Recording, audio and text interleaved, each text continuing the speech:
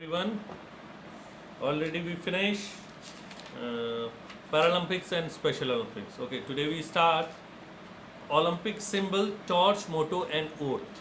Okay, Olympics के क्या क्या सिंबल हैं, उसका क्या मोटो रहा है ओलंपिक्स का, उसके ओथ, जो ओथ ली जाती कहीं भी जाते हैं हम तो उसकी ओथ होती शपथ, वो होती है, ठीक है। और इसके टॉर्च क्या होती है, टॉर्च, ठीक है। फर्स्ट आता ओलंपिक फ्लैग।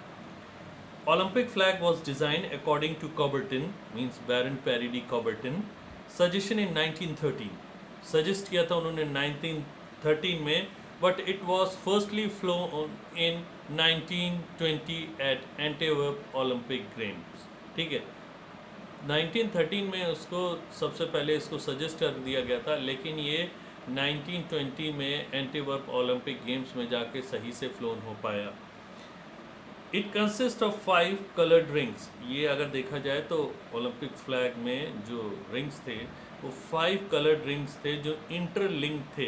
वो इंटरलिंक क्यों थे एक दूसरे से, ताकि 5 कॉन्टिनेंट्स एक साथ एक में जुड़े हुए शो किए गए थे, यानी एक कंटिन्यूटी दिखाई गई थी कि हम सब एक साथ हैं। The colour of rings are blue black green, ठीक, एंड ब्लू ब्लैक रेड ऊपर top and yellow and green वो नीचे थे। Blue black red yellow and green ये थे रिंग्स के कलर। ये नहीं है कि ये रिंग येलो वाला ऊपर कर दे ब्लैक वाला नीचे कर दे, इस तरह नहीं है। जो जिस तरह है रिंग वो उसी तरह होना चाहिए। तो सबसे पहले टॉप मैंने क्या बताया आपका, ब्लू ब्लैक रेड जो थे वो टॉप 3 रिंग्स थे एंड येलो एंड ग्रीन वो बॉटम वाले रिंग्स थे। नेक्स्ट आता है आपका Olympic torch. Olympic torch, first time an Olympic flame was ceremoniously lighted in 1928 at Amsterdam Olympic. ठीक है, जो सेरेमनी हुई थी उस सेरेमनियसली में सबसे पहले ये 1928 में ओलंपिक टॉर्च जो है फर्स्टली एम्स्टरडम ओलंपिक में इसको पहली बार इस टॉर्च का यूज़ किया गया था। This Olympic torch symbolizes the continuity between the ancient and modern Olympic games. ये जो टॉर्च है ये इस वजह से की गई कि ये जो सिम्बलाइज करती है ये कंटिन्यूटी किस चीज़ की, ancient time to modern time की कंटिन्यूटी के बारे में बताती है। The torch use to kindle the flame at the host stadium. इस टॉर्च का यूज़ जो होता है वो किंडल द फ्लेम, वो जो वहाँ पर एक फ्लेम के लिए बनी होती है जगह जहाँ पर उस टॉर्च अलग अलग कंटिनेंट से होकर सबसे आती है। उसके बाद होस्ट स्टेडियम में एक किसी अच्छे प्लेयर जो होता है उनको दी जाती है। उसके बाद वो जो होता है किंडल द फ्लेम उससे टॉर्च से जलाता है और वो बर्न होता है पूरा, और जब तक ओलंपिक्स चलते हैं वो तब तक जलता रहता है कंटिन्यू एकदम। At the first lit by the sun's rays of Olympiad Greece and then carried to the site of games by relay of runner. यानी ये जो है जो जैसे ओलंपियाड में टॉर्च हमेशा जलती रहती है, ठीक है, वहाँ से इस टॉर्च को जब सुबह की पहली किरण से इस टॉर्च को लिया जाता है, जलाया जाता है, और ये टॉर्च जलती जलती दूसरी कंट्री से होती हुई एक दूसरे के हाथ में पहुँचती हुई तब जहाँ पर ओलंपिक्स हो रहे होते हैं वहाँ ये पहुँचती बिना बुझे हुए, ठीक है, फिर वहाँ पर ये जलाई जाती है बड़े फ्लेम में। नेक्स्ट आता है Olympic oath. The Olympic motto, अब आता है Olympic motto. The Olympic motto is citius, altius and fortius. ठीक है, ये सब ग्रीक नेम है। Which means to perform for the fastest, highest and strongest competition. यानी सिटियस का मतलब होता है फास्टेस्ट, ऑल्टियस का मतलब होता है हाइएस्ट एंड फोर्टियस का मतलब होता है स्ट्रॉन्गेस्ट। ये कंपटीशन में ये चीज़ें बनाई गई। अगर ये तीन ही चीज़ें रहती हैं तभी ये कंपटीशन पूरी तरीके से सही हो पाता है। सिटियस, ऑल्टियस, फोर्टियस, यानी फास्टेस्ट, हाईएस्ट एंड स्ट्रॉन्गेस्ट की वजह से यही लोग अपना यहाँ पर आजमाने आते हैं इसी चीज़ को। The motto was pronounce by Baron Pierre de Coubertin at Paris Olympic in 1900।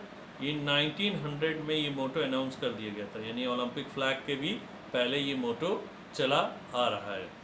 यानी ओलंपिक फ्लैग जो है वो बाद में सजेस्ट हुआ, बाद में फ्लोन हुआ, लेकिन मोटो जो था वो 1900 में ही हो गया। अब आता है ओलंपिक प्राइज।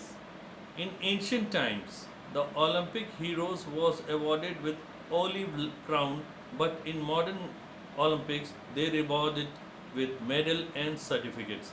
पहले ज़माने में अगर देखा जाए ओलंपिक प्राइज में, तो फर्स्टली एंशियंट टाइम में हमारे ओलंपिक्स जो होते थे वहाँ heroes was awarded by the crown which made of olive leaves, ठीक है, वो होता था. But in now in modern time the heroes awarded with medals and certificates. Okay, gold medal, first rank holder is gold medal, second rank holder is silver medal, and third rank holder is bronze medal, ठीक है. And bronze medal up to first 6 positions they also get certificate, और जो 6 position तक आते हैं उनको certificates भी जो है वो दिए जाते हैं. Any rules and regulations regarding games are set by International Olympic Committee. जो भी rules regulations सेट किए जाते हैं वो IOC के थ्रू ही किए जाते हैं, इंटरनेशनल ओलंपिक कमेटी के through. The head office of IOC is at Lausanne, Switzerland. ये हेड ऑफिस IOC का जो है वो स्विट्ज़रलैंड के लॉसेने में है, लॉसेने स्विट्ज़रलैंड में है. अब आता है आपका Olympic oath. Olympic oath is taken by the athlete of the host country. Olympic oath जो ओथ दिलवाता है, सभी जितने भी पार्टिसिपेंट आते हैं उनको एक जगह खड़े होकर, जो होस्ट स्टेडियम होता है वहाँ का ही एक प्लेयर होगा, कोई जो फेमस प्लेयर होगा, बहुत या तो पुराने प्लेयर होंगे, जो सीनियर होंगे, वो क्या करते हैं, वो सारे प्लेयरों को खड़े होकर ओथ दिलवाते हैं, शपथ. ही holds the corner of the flag on behalf of all competitors. ये फ्लैग के कॉर्नर को होल्ड करता है behalf of the all competitors. जितने कम्पिटिटर्स आए उनके बिहाफ, सारे कम्पिटिटर्स को तो हम फ्लैग का कोना नहीं पकड़ा सकते ना, तो वो उनके बिहाफ में फ्लैग का कोना पकड़ के वो उस ओलंपिक फ्लैग का कोना पकड़ के वो जो है उस कम्पिटिटर्स के बिहाफ में ओथ लेता है, वो ओथ है.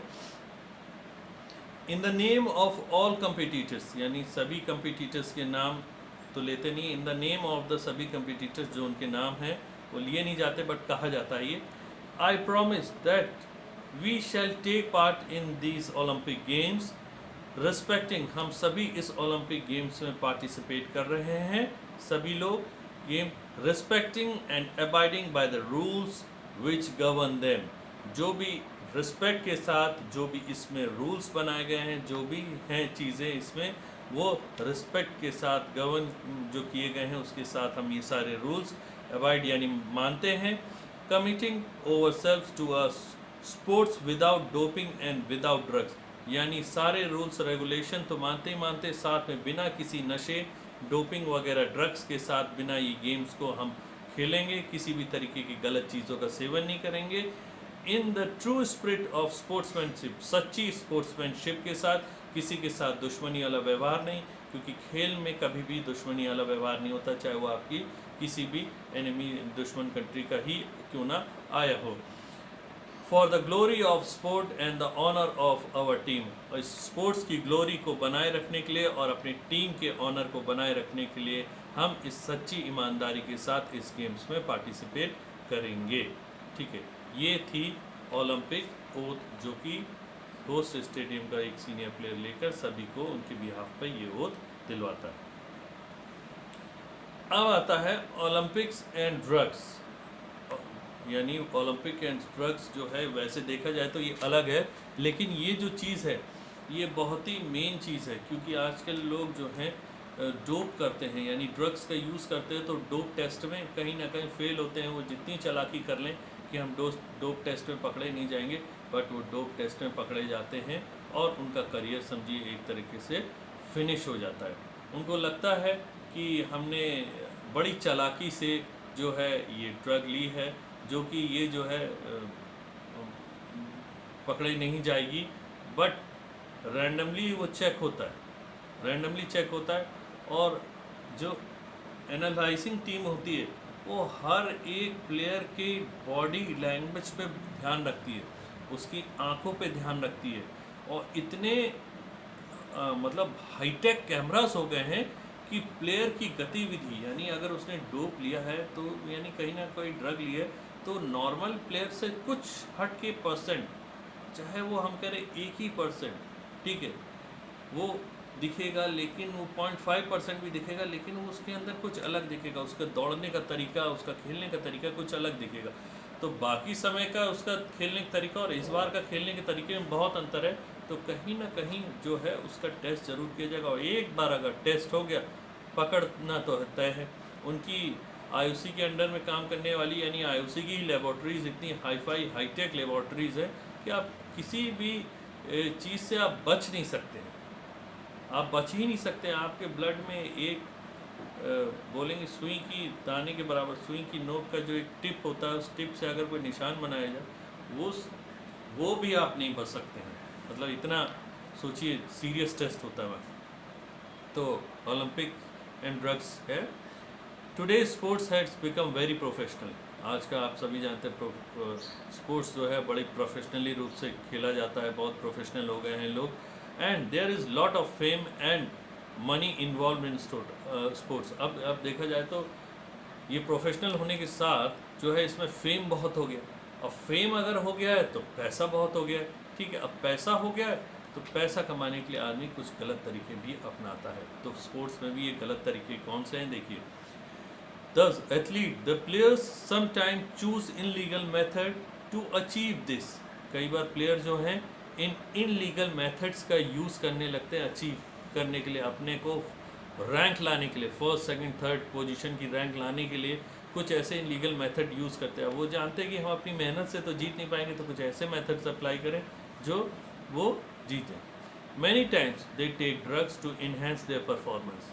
कई बार वो है इस तरीके के ड्रग्स का यूज़ करते ताकि उनका परफॉर्मेंस नॉर्मल की अपेक्षा बहुत ही आर्टिफिशियली इन्हेंस हो जाए। यानी ये नॉर्मल जैसे आप दौड़ रहे थे वो अलग, बट आपने ड्रग्स का यूज़ किया तो आर्टिफिशियली वो बहुत परफॉर्मेंस को इन्हेंस कर देता है, तो आपकी दौड़ने की क्षमता जो है वो और ज़्यादा बढ़ जाती है।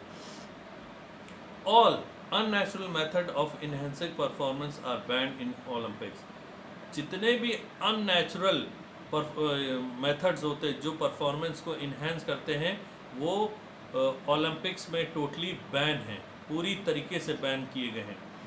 Today IOC is strictly following its rules checks towards drugs. IOC अब बहुत स्ट्रिक्ट हो गया है, वो इन ड्रग्स को मामले में वो स्ट्रिक्टली चेक करता है पूरी तरीके से। हो सकता है कि एक साथ प्लेयरों का सबका चेक कर ले, सबका ब्लड का सैंपल ले ले एक बार में, तो ये जो सैंपल्स जो लिए जाएंगे इसमें कहीं ना कहीं आप पकड़े जाएंगे। आप कई तरीके वो अपना लेते हैं।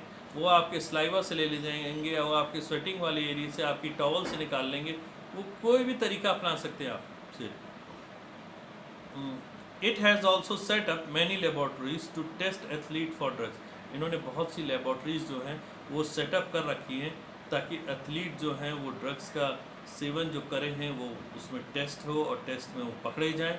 अगर वो सेटअप ना करें ये सब लेबॉर्ट्रीज़ तो कभी एथलीट पकड़े ना जाएं। इतनी हाईटेक लेबॉर्ट्रीज़ हैं, मैं बताऊं कि नॉर्मल ऐसी लेबॉर्ट्रीज़ होती नहीं है जो आईओसी के पास इतनी हाईटेक लेबॉर्ट्रीज़ हैं।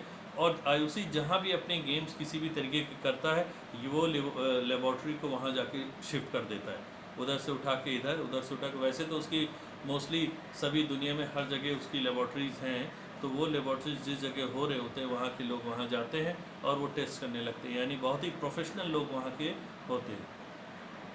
तो the testing laboratories are named as World Anti Doping Agency. Testing laboratories है उसका जो नाम है वो है वर्ल्ड एंटी डोपिंग एजेंसी के नाम से जानी जाती है, जिसे वाडा कहते हैं, ठीक है। क्योंकि वर्ल्ड लेवल पे काम करती है इसलिए इसे वर्ल्ड एंटी डोपिंग एजेंसी यानी शॉर्ट फॉर्म में वाडा के नाम से जानते हैं। It conducts regular check over equipments, यानी वो सारे कंडक्ट पूरा एकदम चेक करता है, सारे इक्विपमेंट्स, हर चीज़ उसका काम ही है चेक करना, आपकी सभी चीज़ों को, आपके इक्विपमेंट चेक करना, आपको चेक करना, हर चीज़ को चेक करना। आपने अगर एक छोटा सा बाम भी लगाया, क्रीम भी लगाया, किसी तरीके का वॉल्नी भी लगाया, इतना सा भी, ठीक है, एक रात पहले, तो वो भी चेक हो जाता है कि आपने इसका यूज़ किया है। IOC also provides technical help to set up various stadiums. IOC जो है वो और भी मदद करता है स्टेडियम्स को सेटअप कराने में, उस पर टेक्निकल हेल्प देने के बारे में स्टेडियम्स में, और वो provides latest knowledge related to training of athlete, और ये साथ साथ प्रोवाइड कराता रहता है लेटेस्ट जितनी भी नॉलेज होती है वो ट्रेनिंग सेशंस होते हैं स्पोर्ट्स से रिलेटेड, उनको स्पोर्ट्स पर्सन तक पहुंचाने का काम, यानी उनके फेडरेशन तक पहुंचाना, और फेडरेशन के थ्रू जितने भी स्पोर्ट्स पर्सन्स वहां आते हैं उस फेडरेशन में ट्रेनिंग लेने, वो उस फेडरेशन में वहां तक उन तक ये नॉलेज पहुंचती चली जाए। Okay, today we finish Olympic flag, Olympic torch, Olympic motto, Olympic prize, Olympic oath and Olympics and drugs. ये आपका फिनिश होता है, ठीक है। Next is your Olympic aim and objective, Olympics, ideals and values. Okay? Okay. Good day.